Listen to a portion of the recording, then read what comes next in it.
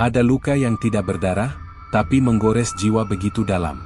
Tapi justru dari luka itu, Allah bisa kirimkan cahaya hidayah yang tak ternilai. Sela tak pernah menyangka, hidup yang ia pikir tenang, ternyata menyimpan badai yang selama ini hanya ditutupi senyum palsu.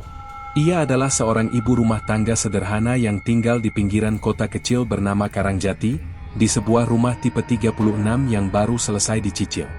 Setiap pagi, Sela menyeduh kopi hitam untuk Diki, suaminya, yang bekerja sebagai teknisi di bengkel milik sahabat lamanya, Firman. Diki orangnya tenang, jarang bicara. Tidak romantis, tapi dulu Sela pikir itu bukan masalah besar. Ia hanya ingin keluarga yang utuh, damai, dan bahagia. Namun belakangan, semua terasa berbeda. Diki yang biasanya berangkat pukul 8 pagi, kini sering pamit lebih pagi. Pulang pun tak lagi tepat waktu, kadang sampai larut malam, dengan dalih pekerjaan menumpuk. Sela percaya. Tapi ada bagian dalam hatinya yang diam-diam mulai mempertanyakan. Pagi itu, langit mendung. Sela berdiri di depan pintu sambil membawa bekal makan siang untuk suaminya. Tapi Diki hanya menatap sekilas, lalu berkata singkat, "Lain kali aja. Aku buru-buru." Bekal itu ia letakkan begitu saja di meja dapur, tak tersentuh. Entah mengapa, air mata Sela tumpah begitu saja. Di sisi lain, tak ada yang tahu, bahwa di bengkel itu, Diki bukan cuma sibuk dengan onderdil atau mesin. Ada nama lain yang mulai mengisi pikirannya, April, seorang pelanggan tetap yang kerap datang dengan mobilnya yang entah kenapa selalu rusak.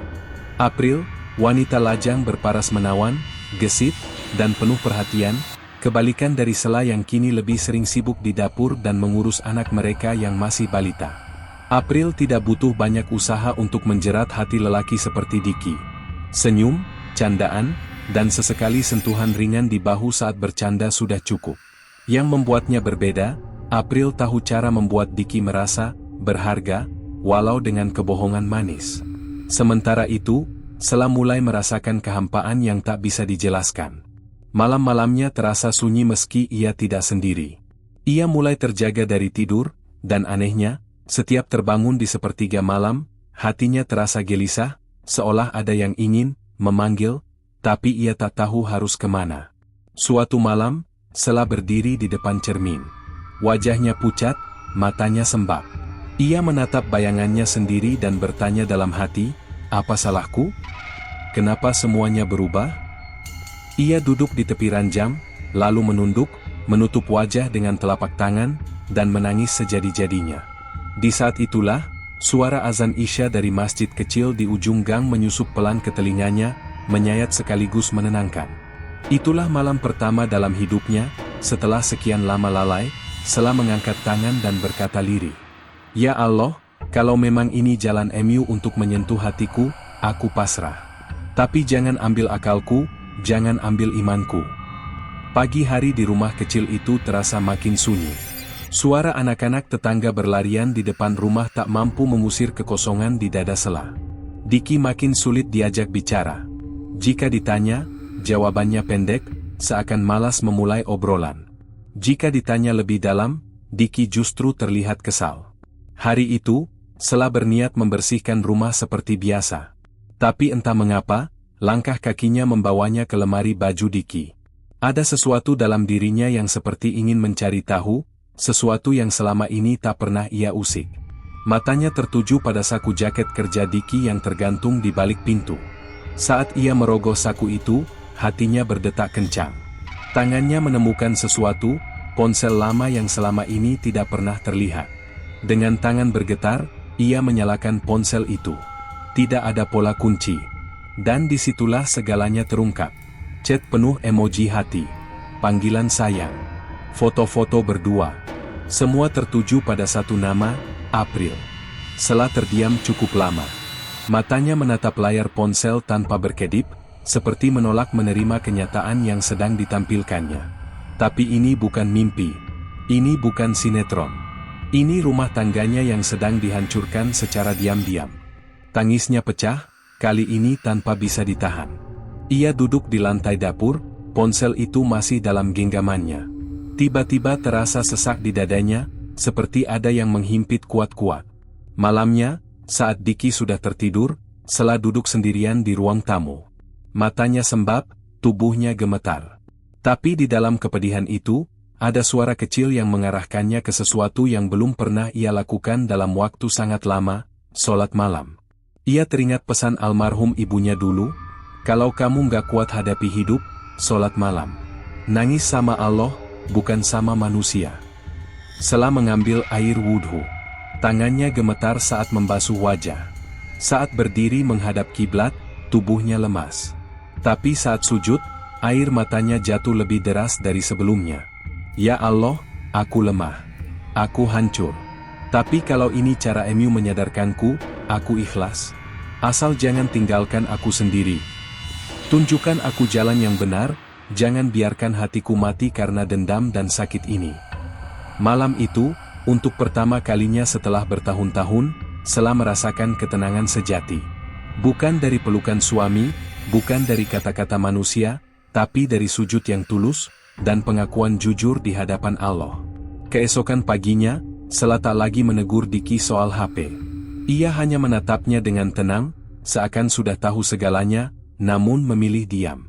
Diki terlihat canggung. Seolah merasa diawasi, tapi belum sadar bahwa Allah telah membuka semua aibnya, sedikit demi sedikit. Hari-hari berikutnya terasa seperti berjalan di atas bara. Sela, meski telah mengetahui segalanya, memilih diam. Ia tidak mengamuk, tidak melabrak. Tapi justru itu yang membuat Diki makin gelisah. Sikap Sela berubah. Ia lebih banyak menyendiri, menghabiskan waktu membaca Al-Quran, sholat malam tak pernah ia lewatkan. Matanya masih sembab, tapi wajahnya menunjukkan ketenangan yang aneh, tenang, tapi menakutkan bagi lelaki yang menyimpan dosa. Diki mulai merasa tidak nyaman. Setiap kali pulang ke rumah, ia seperti merasa ditelanjangi oleh tatapan diam istrinya. Ia tak tahu bahwa justru diamnya wanita yang tahu, lebih menyakitkan daripada marahnya wanita yang curiga. Hingga suatu malam, Diki sedang berada di bengkel bersama April. Mereka duduk berdua di ruang belakang, tertawa kecil, membicarakan rencana liburan ke luar kota yang akan mereka jalani diam-diam. Namun tak lama kemudian, suara ledakan terdengar dari arah luar. Seketika mereka berdua terkejut. Orang-orang berlarian ke arah suara. Saat Diki bergegas keluar, jantungnya nyaris berhenti berdetak. Sebuah sepeda motor menabrak keras mobil yang sedang masuk ke halaman bengkel. Di dalam mobil itu, Firman, sahabatnya, terkapar dengan darah di dahi. Dan yang lebih membuatnya terpukul, pengendara motor yang terpelanting ke trotoar adalah adik kandung Sela, yang baru saja datang dari luar kota. Malam itu berubah jadi malam bencana. Firman segera dilarikan ke rumah sakit, dan nyawanya berhasil diselamatkan. Tapi adik Sela mengalami luka serius di kepala dan harus menjalani operasi mendesak. Diki, panik, memutar otak soal biaya. Uang simpanan dihabiskan untuk bersenang-senang dengan April. Tak ada yang tersisa. Ia bahkan tak punya cukup uang untuk biaya rumah sakit. Sela menerima kabar itu dengan tubuh gemetar. Tapi anehnya, ia tidak menangis. Ia berdiri mematung, lalu melangkah pelan ke kamar. Di sana, ia mengambil celengan besar dari dalam lemari, celengan berbentuk ayam jago yang selama ini ia isi sedikit demi sedikit, niatnya untuk umrah suatu hari nanti.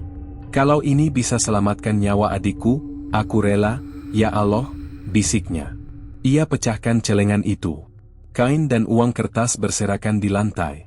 Dan dengan mata yang berkaca-kaca, ia bawa semua itu ke rumah sakit. Saat Diki melihatnya, pria itu hanya bisa menunduk, malu, hancur, dan terpukul oleh kenyataan bahwa wanita yang ia lukai diam-diam, justru yang menyelamatkan harga dirinya di hadapan keluarga. Di dalam ruang tunggu rumah sakit, malam itu mereka duduk berdua. Hening. Lalu Diki bicara lirih. Maafkan aku, Sel? Sela tidak menjawab. Ia hanya memejamkan mata, lalu berkata pelan. Aku sudah memaafkanmu, sejak Allah mengajarkanku, bahwa luka dari manusia, harus disembuhkan oleh keikhlasan kepadanya. Diki tak mampu menahan tangis. Untuk pertama kalinya, ia menangis bukan karena tertangkap, tapi karena hati kecilnya diguncang oleh kebaikan yang tak layak ia terima. Beberapa hari berlalu sejak kecelakaan. Diki seperti kehilangan arah. Ia tak hanya merasa bersalah pada Sela, tapi juga hancur karena harus menanggung beban moral di hadapan keluarga Firman dan adik iparnya yang masih koma. Namun satu hal yang membuatnya makin gelisah, April menghilang. Nomor teleponnya tak bisa dihubungi. Sosial medianya kosong. Bahkan kontrakan tempat mereka biasa bertemu pun sudah kosong. Diki mencoba mencari ke tempat kerja April, tapi tak ada jejak. Seperti lenyap di telan bumi. Awalnya, Diki merasa marah. Tapi makin hari, ia justru merasa ngeri. Ia mulai sadar, mungkin ini bukan sekadar ditinggal pergi. Ini seperti hukuman perlahan atas apa yang ia lakukan selama ini. Di sisi lain, Sela terus berusaha kuat. Luka hatinya memang belum sembuh. Tapi kini ia sadar, Allah sedang mengubah jalannya hidup, dari bergantung pada manusia, menjadi hanya bersandar padanya. Setiap malam, ia tetap mendirikan sholat tahajud. Mulutnya basah dengan zikir. Dan ia mulai rajin mendengarkan kajian-kajian agama lewat radio masjid atau ponsel. Ia menulis di buku harian kecilnya. Dulu aku pikir kebahagiaan itu datang dari manusia yang kita cintai. Tapi ternyata, kebahagiaan sejati justru datang ketika kita pasrah pada Allah, dan melepaskan semua yang bukan milik kita. Kalau Diki kembali, semoga ia kembali sebagai laki-laki yang bertobat. Tapi kalau tidak, aku yakin, Allah tidak akan meninggalkanku sendirian. Suatu malam, Diki pulang ke rumah dengan wajah letih. Ia duduk di ruang tengah, melihat Sela yang sedang menyulam baju kecil anak mereka. Hatinya remuk. Aku, sudah kehilangan April, kata Diki lirih. Sela diam. Tak menoleh, tak bertanya. Aku nggak tahu dia kemana, tapi mungkin memang pantas. Aku hianatin kamu. Aku hianatin rumah ini, tapi kamu masih tetap selamatin harga diriku. Sela menoleh perlahan. Wajahnya datar, tapi suaranya tenang, bahkan lembut. Aku sudah tidak minta kamu berubah karena aku. Kalau kamu berubah, biarlah itu karena kamu sadar. Allah yang harus kamu takuti, bukan aku. Diki menunduk. Matanya berkaca-kaca. Ia tak lagi sanggup berkata apa-apa. Hidupnya dihancurkan oleh kesenangan yang ia kejar sendiri. Tapi anehnya, justru wanita yang ia sakiti, yang membimbingnya pulang. Esoknya, Diki menghapus semua kontak gelap di ponselnya. Ia menghubungi ustadz yang dulu sempat mengisi kajian di masjid dekat rumah.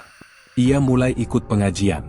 Dan untuk pertama kalinya sejak bertahun-tahun, Diki ikut sholat berjamaah di rumah. Langit sore itu tampak berbeda. Matahari perlahan tenggelam, tapi di balik awan yang mulai merona jingga, ada sesuatu yang tumbuh dalam hati Diki, perasaan yang sudah lama hilang, tenang. Sudah hampir 2 minggu ia mengikuti pengajian. Ia pun mulai rajin bangun malam untuk sholat tahajud, berusaha meniru apa yang selama ini dilakukan oleh Sela. Setiap sujudnya terasa berat, karena ia tahu, ia sedang berlutut di hadapan zat yang selama ini ia khianati. Sela melihat perubahan itu, tapi tak mengomentari apapun. Ia hanya menyambut kebaikan itu dengan diam, seperti dulu ia menahan luka dalam diam. Hatinya tidak lagi dikuasai dendam. Ia tahu, hidayah datang bukan karena dipaksa, melainkan karena Allah telah mengetuk hati yang remuk. Di malam yang sama, Diki duduk di samping ranjang tempat anak mereka tertidur. Ia memandang wajah kecil itu, dan entah kenapa, air matanya jatuh. Nak, maafin bapak ya. Bapak udah nyakitin ibu kamu. Bapak udah hampir hancurin keluarga ini. Tiba-tiba tangan kecil itu bergerak, meraih jari Diki dalam tidurnya. Dan disitulah, lelaki itu benar-benar merasa dihancurkan oleh kebaikan yang tak pernah ia beri. Ia menyadari, cinta sejati tak datang dari wanita yang menawarkan pelarian. Tapi dari istri yang tetap setia, meski sudah dikhianati. Beberapa hari kemudian, Sela mengajak Diki ke sebuah acara kajian khusus keluarga di masjid lingkungan. Ia tak memaksa, hanya mengajak. Dan untuk pertama kalinya, Diki menggandeng tangan istrinya di hadapan orang banyak. Tak lagi malu, tak lagi merasa asing. Di sela kajian, sang ustadz menyampaikan sebuah ayat yang menghunjam dada Diki. Dan barang siapa bertakwa kepada Allah, niscaya Dia akan menjadikan baginya jalan keluar, dan memberinya rezeki dari arah yang tidak disangka-sangkanya. Quran Surat At-Talaq 23. Diki menangis. Sela juga. Tapi kini, bukan karena luka, melainkan karena harapan. Malam itu, selepas kajian, Diki mencium kening Sela. Lalu berlutut, dan berkata pelan, "Kalau Allah berkenan menerima tobatku, aku ingin mulai dari awal. Dari nol. Dengan kamu. Dan anak kita." Sela menatapnya, lalu menjawab tenang, "Aku sudah memaafkanmu bahkan sebelum kamu sadar. Karena Allah yang mengajariku, bahwa memaafkan itu bukan tanda lemah, tapi bukti bahwa kita ingin kuat bersamanya." Rumah kecil itu yang dulu dipenuhi luka, kini diselimuti cahaya. Bukan karena segalanya sempurna, tapi karena dua jiwa di dalamnya sama-sama memilih untuk berubah, bukan untuk saling menyalahkan, tapi untuk saling membimbing menuju ridho Allah. Hidup tak langsung berubah sempurna. Diki masih belajar memperbaiki diri. Ada kalanya ia jatuh lagi dalam rasa bersalah, ada kalanya ia ingin menyerah pada tekanan batin. Tapi setiap kali itu terjadi, ia ingat kembali luka yang dulu hampir menghancurkan keluarganya. Sela pun mulai menerima kenyataan sebagai bagian dari takdir Allah. Ia tak lagi memendam kenangan pahit, tapi menjadikannya sebagai alasan untuk lebih kuat mendekat kepada Allah. Setiap pagi ia bangun lebih awal, menyusun bekal untuk suami dan anak, lalu duduk di sajadahnya, mengaji dengan suara lirih. Suatu hari, Sela berbicara pelan pada Diki. "Kalau bukan karena ujian itu, mungkin kita masih jauh dari Allah. Kadang kita pikir musibah itu bencana. Padahal bisa jadi, itu jalan untuk dibersihkan." Diki menatapnya. Air mata jatuh tanpa bisa ia tahan. "Aku bersyukur, Sela, bukan karena kamu bertahan, tapi karena Allah membuatmu jadi jalan bagiku untuk kembali kenya." Di luar, hujan turun pelan. Suasana rumah mereka tenang, tanpa kemewahan, tanpa sorotan lampu besar. Tapi justru disitulah keajaiban itu nyata. Ketika cinta tak lagi soal hasrat, tapi tentang sabar, tobat, dan saling menuntun dalam ketaatan. Beberapa bulan berlalu. Diki yang dulunya jarang ke masjid, kini menjadi pengurus kebersihan masjid lingkungan. Ia tak merasa hina. Justru di sanalah ia merasa dekat. Seringkali ia duduk di teras masjid selepas subuh, menatap langit yang mulai terang, dan berkata dalam hati, "Ya Allah, terima kasih karena Engkau menyelamatkanku, lewat wanita yang dulu aku sakiti." Sementara itu, Sela makin aktif dalam pengajian ibu-ibu. Ia sesekali diminta berbagi pengalaman, tentang sabar, tentang pengkhianatan, dan tentang bagaimana musibah bisa menjadi panggilan kasih sayang dari Allah. Malam itu, mereka berdua sholat tahajud berdampingan. Hening. Tak ada kata. Tapi dari kedua sujud itu, mengalir doa yang sama. "Ya Allah, jangan pisahkan kami lagi dari hidayah MU. Jangan biarkan kami kembali seperti dulu. Jadikan luka kami sebagai saksi, bahwa Engkau Maha Penyayang dan Maha Menerima Tobat." Dan benar. Hidayah itu tak selalu datang dalam bentuk hadiah. Kadang ia datang dalam bentuk kehancuran, agar kita kembali dibangun dengan cara yang lebih mulia. Setahun berlalu. Tak banyak yang tahu betapa rumah tangga Sela dan Diki pernah hampir runtuh. Yang mereka lihat sekarang hanyalah keluarga sederhana yang penuh kehangatan, saling menyayangi, dan aktif di kegiatan masjid lingkungan. Namun di balik semua itu, ada kisah panjang tentang luka, tangis, dan tobat. Dan yang terpenting, ada satu hal yang menguatkan segalanya, keimanan. Suatu malam di sebuah pengajian keluarga, Ustadz mengangkat tema tentang rumah tangga yang dibangun di atas pondasi keimanan. Diki dan Sela duduk berdampingan di saf depan. Ustadz itu berkata, "Kalau rumah tangga dibangun di atas cinta saja, maka saat cinta itu retak, rumahnya akan runtuh. Tapi kalau dibangun di atas takwa, insya Allah, saat badai datang, rumah itu tetap kokoh, karena Allah yang menjadi tiangnya." Ucapan itu membuat Diki dan Sela saling menatap. Tak perlu kata. Tatapan itu sudah cukup untuk saling berkata dalam hati, kita pernah roboh, tapi Allah tak biarkan kita tetap jatuh. Diki kini menjadi sosok yang justru mengingatkan rekan-rekannya untuk menjauhi zina dan menjaga hati. Bukan karena merasa suci, tapi karena ia pernah terjerumus dan tahu betapa dalamnya jurang dosa itu. "Jangan tunggu musibah dulu baru sadar," ucapnya suatu waktu saat memberi nasihat kepada seorang teman. Allah bisa saja memberi hidayah lewat istri kita, anak kita, bahkan air mata kita sendiri. Tapi jangan tunggu semuanya rusak dulu baru kita kembali. Sela pun tumbuh menjadi perempuan yang kuat dan lembut sekaligus. Ia kini banyak diundang menjadi pembicara di majelis taklim, bukan karena kisahnya, tapi karena hatinya yang tenang saat menceritakan kisah itu. Suatu sore, di teras rumah mereka yang mungil, Sela duduk menyetrika pakaian, sementara Diki menyapu halaman. Anak mereka bermain di halaman depan, tertawa ceria. "Mas," panggil Sela pelan. "Kalau nanti kita diuji lagi, jangan mundur ya. Kita hadapi sama-sama." Diki tersenyum. Ia letakkan sapu dan mendekat. "Kita nggak akan bisa kuat sendiri, Sel. Tapi kalau Allah masih izinkan kita bersama, aku mau berjuang terus. Bukan karena kamu istriku, tapi karena kamu yang Allah kirim untuk selamatkan aku dari diriku sendiri." Sela tersenyum. Air matanya menetes pelan.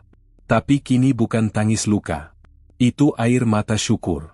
Tak ada yang menyangka bahwa rumah tangga yang pernah dihantam badai hebat, kini justru menjadi tempat yang meneduhkan. Dulu ada luka, ada air mata, ada pengkhianatan. Tapi di balik semua itu, ada satu hal yang jauh lebih besar, ampunan dan kasih sayang Allah. Sela sering berkata pada jamaah ibu-ibu, "Saya bukan istri yang sempurna, dan suami saya juga bukan lelaki yang paling baik.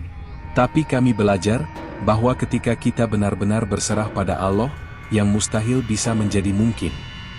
Diki pun tak pernah menyangkal masa lalunya. Ia tak menyembunyikannya, tapi menjadikannya pelajaran. Ia berkata, "Dulu saya hancurkan rumah saya dengan tangan sendiri. Tapi Allah izinkan saya membangunnya kembali, dengan hati yang lebih tunduk." Mereka tahu, bahagia bukan soal seberapa banyak harta, atau seberapa besar rumah. Tapi tentang seberapa damai hati kita ketika sujud kepada Allah, bersama orang yang kita cintai. Dalam satu kesempatan, saat keluarga kecil itu berkumpul selepas maghrib, anak mereka yang masih kecil bertanya polos, "Ayah, Bunda, dulu katanya ayah pernah ninggalin Bunda ya?"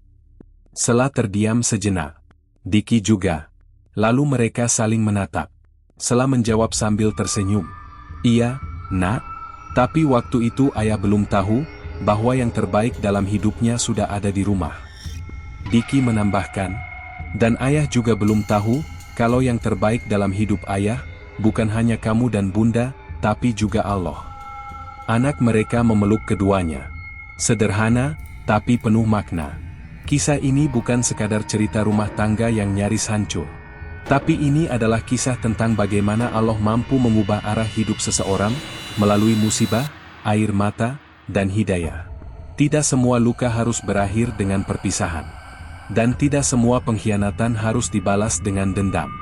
Terkadang, Allah izinkan kita jatuh sedalam-dalamnya, agar kita tahu bagaimana rasanya benar-benar bersujud. Semoga kisah ini menjadi pelajaran, bagi yang sedang diuji, bagi yang pernah mengkhianati, dan bagi yang masih menunggu hidayah. Barang siapa bertakwa kepada Allah, niscaya Dia akan menjadikan baginya jalan keluar. Quran Surat At-Talaq 2